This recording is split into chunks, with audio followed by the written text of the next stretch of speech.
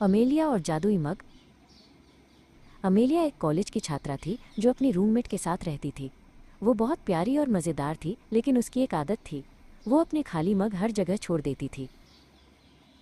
सुबह की कॉफ़ी से लेकर शाम की चाय तक हर मग अपनी जगह पर नहीं, बल्कि जहाँ भी अमेलिया उसे भूल जाती वहीं पड़ा रहता। जल्द ही कमरा खाली मगों का एक छोटा सा पहाड़ बन गया, मेज़ पर, खिड़की के पास, यहाँ तक कि बाथरूम के सिंक में भी। उसकी रूममेट ने कई बार कहा, अमेलिया कृपया अपने मग धो लो, लेकिन अमेलिया बस मुस्कुरा देती और कहती, अभी नहीं, बाद में।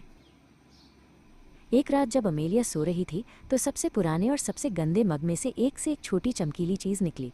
वो थी चुटकी, मगों की जादुई रखवाली। चुटकी ने अमेलिया के सिर पर एक छोटी सी चुटकी ली। जागो अमेलिया, उसने एक छोटी खनकती आवाज़ में कहा, तुम्हारे मगों को तुम्हारी मदद की ज़रूरत है। अमेलिया ने अपनी आंखें खोलीं और चुटकी को देखा। तुम कौन हो? उसने फुसफुसाते हुए पूछा। मैं चुटकी हूँ, छोटी सी जादुई रखवाली ने कहा, और मैं यहाँ तुम्हारे मगों को बचाने आई हूँ। चुटकी ने अमेलिया को अपने पीछे आने को कहा। वो कमरे में पड़े सभी खाली मगों के पास उड़ती गई और हर मग पर एक छोटी सी चमक छोड़ती गई।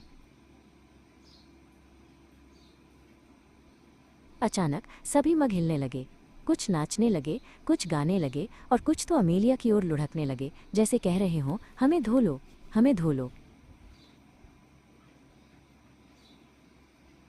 अमेलिया हंसी। ठीक है, उसने कहा, मैं समझ गई।